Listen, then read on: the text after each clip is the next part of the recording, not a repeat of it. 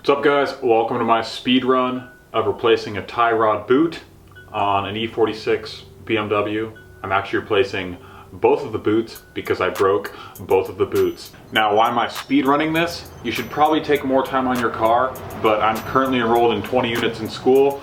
I'm currently grilling burgers as well, and I gotta get to bed tonight because I have rowing practice in the morning. Anyways, this is a world record, so let's get right to what you'll need. I will be using a long ratcheting breaker bar. Included, you'll need sockets, I think just a 17 millimeter, and you'll need a torque wrench to retorque the wheel bolts because although I don't care, I don't want my wheel to fall off, so I will be torquing it to spec. All right, now that you've got your wheel loose, we will need ramps for the back wheels. We jack it up because safety comes first. You will also need a floor jack and jack stands, which I can go ahead and show you. They look like that. PV blaster, this will make the job possible and save you a lot of trouble. Very necessary when doing a world record run. I'll be using this large spanner. If you have the correct sizes, I think like 17 and 19 millimeter, I just use crescent wrenches. It's probably easier. I also have this pipe wrench. This will be used for unscrewing the tie rod and like clamping onto it. And finally, a tie rod puller because ain't no way I'm hammering on the thing with a hammer. Okay, last but not least, you will need the actual tie rod steering bellow boots. I bought mine from SCP Euro because they have their lifetime warranty, and I may be needing to use that next time I power slide over a curb and break both of these again. That's not actually what happened. Maybe. They look like that. These wire ties, you have to have a special tool to clamp, so I will be using my own wire ties I bought off Amazon. But if you're cool, you probably have the clamping tool, so bars. All right, I'm gonna go make sure my burgers are not burnt on the grill, and then we'll get to it. Sheesh. Also, I highly advise you get a bottle of anti-seize. I would show mine, but I can't find it right now. We'll worry about that later. And lastly, get a pair of safety glasses because, like I said earlier, safety first, and in this case, even if you're under the car, just doing a chill job. Throw the pride away, put these on, look like a savage. Yeah, that's it. Let's get it. All right, so step one is, of course, just loosening these lug nuts. All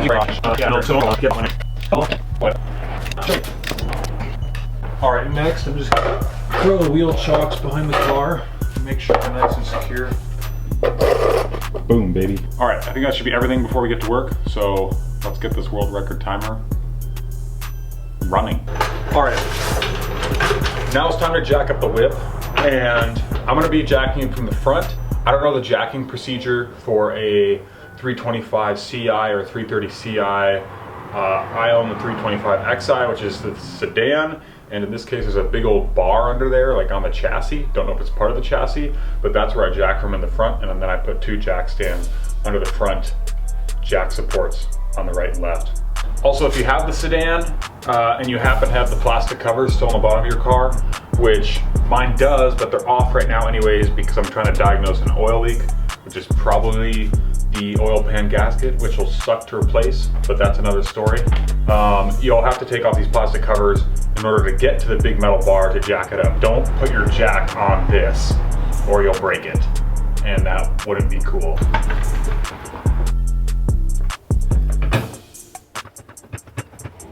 Gonna check the chocks, can't be too safe.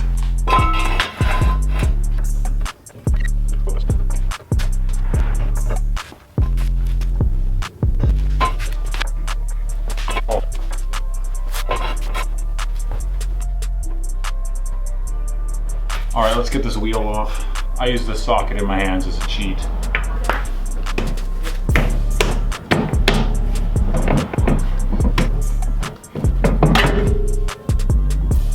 Okay, and then for each side, it's probably easiest to turn the wheel to which side you're working on. So in this case, I'll turn the wheel to the left. Okay, now it's time to see if this tie rod puller tool actually works. I really hope it does. While I unscrew this thing, get ready. I think this is a good time to talk about one more thing you could buy, which would be a paint pen in order to mark where your tie rod end is when you unscrew it, so then when you screw it back in, your alignment's like relatively the same. The tool definitely fits on the joint, but it doesn't work with the long stud that you're given because the little metal thing, the metal disc, the metal plate here that's in between the brake rotor and the suspension components is in the way of where this stud would go. But shout out to this little tool manufacturer because they give you a short stud too. And it's a good amount shorter than the long one. So the short one should work just fine. All right, so for your information, the only other way to get this off is with a pickle fork, but a pickle fork can sometimes hurt this rubber, I don't know what's called, boot. I'm just gonna call it a boot. But first things first, unscrew the nut on the top. Give me those! The ideal tool, if you had the budget of a non-college student like me, would be a ratcheting crescent wrench or ratcheting wrench for this. All right, got that little nut off. It's really dirty, so I'll probably clean it. I have an obsession with like cleaning the parts I put back on my car for no reason, because they're gonna get dirty anyways, but I'll probably clean it. All right, next comes our little fancy schmancy tie rod puller tool. Other ways of doing this, if you don't have this fancy schmancy tool, I would advise getting the fancy schmancy tool. It's like $20 to $30 if you get a really nice one, and it'll save you so much headache, because the only other way of getting this off is hammering on it, which occasionally works, but if you mushroom the end of this, you'll have to get a new tie rod end, or using the pickle fork, which of course can ruin that boot, and you'll have to get another tie rod end. So I don't want to get another tie rod end, so I just got this, especially because I'm doing both sides of the car. I think ideally you would use a socket on the top of this, but this frickin' plate is in the way of where I would put a socket. I'm just gonna use my fancy schmancy spanner again. This is probably my most used tool on my car. Just outside of, well actually my crowbar, I seem to use a lot. The one thing I wouldn't do is get one of these from Harbor Freight. I've heard the metal's pretty soft and they strip and don't work. There we go. The next step, I'm gonna throw some PB Blaster on that link right there. And so hopefully it will be easier to unscrew. Usually if your boot's torn and it's been torn for a while and you get like some dirt or debris in there, you'll have to replace the whole rod. If you catch it early enough, you can just replace the boot. I'm not sure which one of those categories I fit into, but as a wise man once said, I think it's fine. So we're just going to boot until it breaks. Get some tie rod. And I'd let that soak for like 10, even like 20 minutes. Okay, so the next thing you want to do is, I thought I was recording it, but I didn't. Basically just put this back in a tiny bit and screw on the nut a tiny bit just so it's sitting there. And that'll make it easier so it's not just free hanging when we try to loosen the nut up here. So it goes to the right, and I'm on the left side of the car. So now the goal is just to take off this end. And so what we'll need to do is take off this little nut, and then we'll do our best to unscrew this.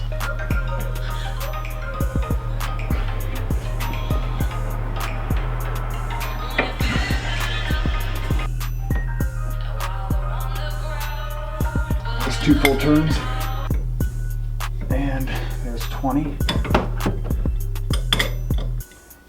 Should be almost there. There's 21 and it's off. And now we've got that off. So what you should have now is your end, the little thing that goes next to the nut, and the nut. And hopefully your hands are not as dirty as this.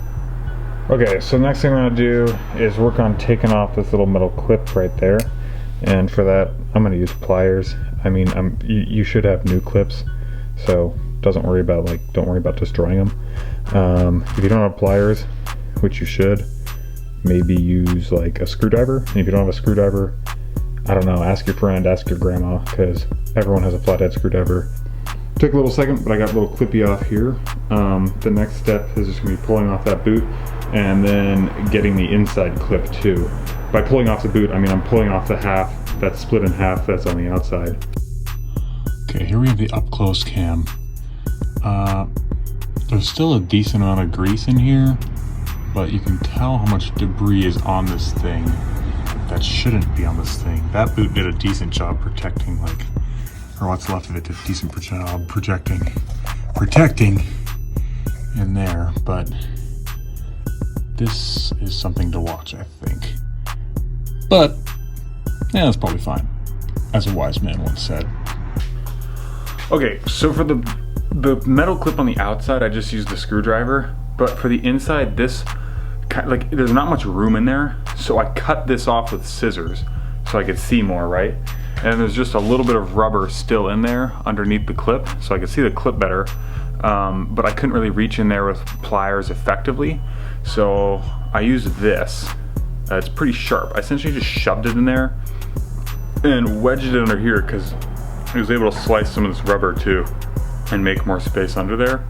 But I essentially wedged it under and then like pried up on the sides like that, and that eventually got that ring off. And yeah, I think that's probably the quickest way to do it, because we don't need to use the perfect tool, we just need to set this world record.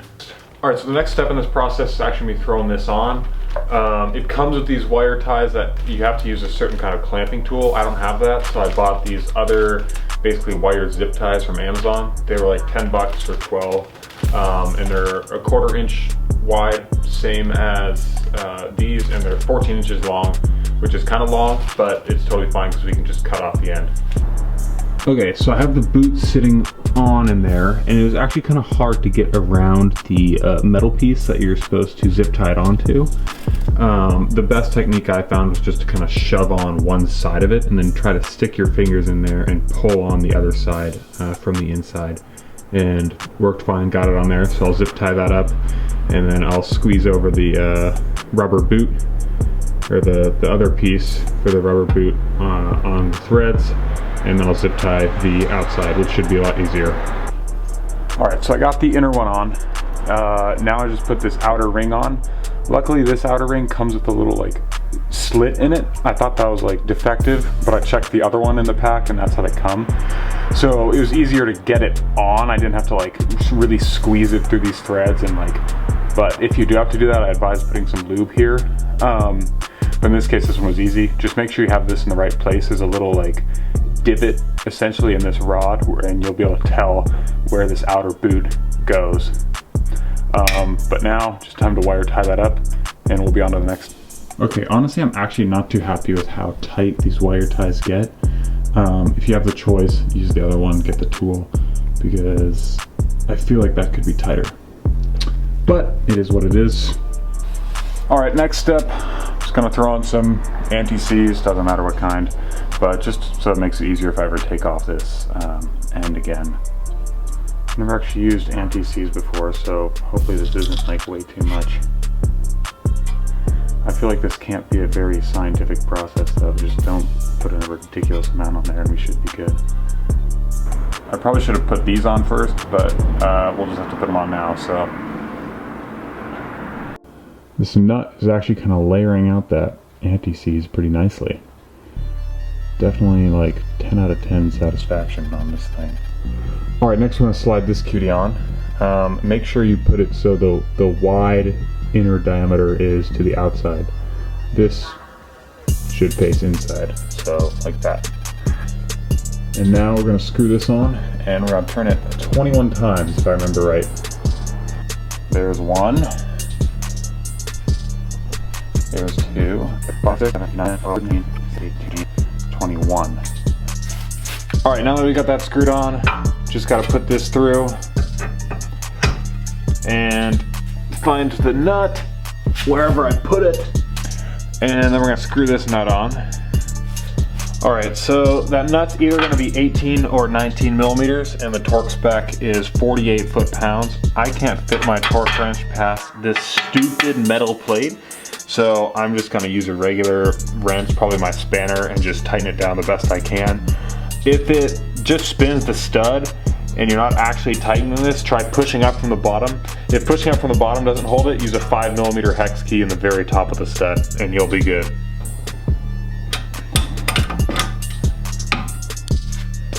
Okay, now that we've got that nice and good and tight, we're gonna tighten up this bad boy.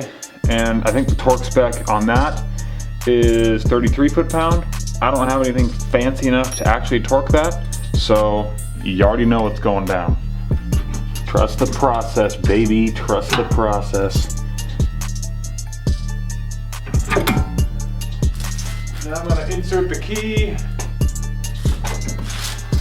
turn my wheel back straight, and it's turning, so that's a good sign. I don't really have a great technique for putting the wheel on. I always kind of just finesse it. Get some of these lug nuts in there, and of course we won't torque it down until the car's on the ground, but good to just screw these in so the wheel doesn't fall off on my toes.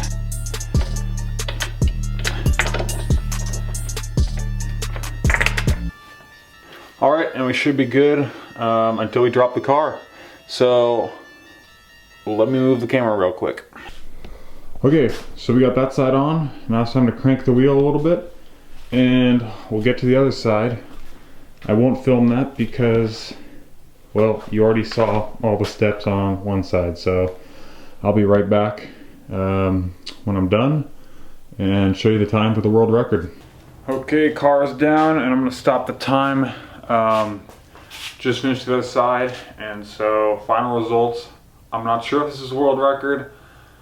It's about 7 seconds faster than the fastest time I've ever heard for this, but looks like we got it done in 4 minutes and 13 seconds. So really not too bad. I think it would have gone a little bit faster if I had done a little more research, a little more prep, or maybe done the job before. But at the end of the day, can't be mad about it. That's 2 new steering Bellow boots, and yeah.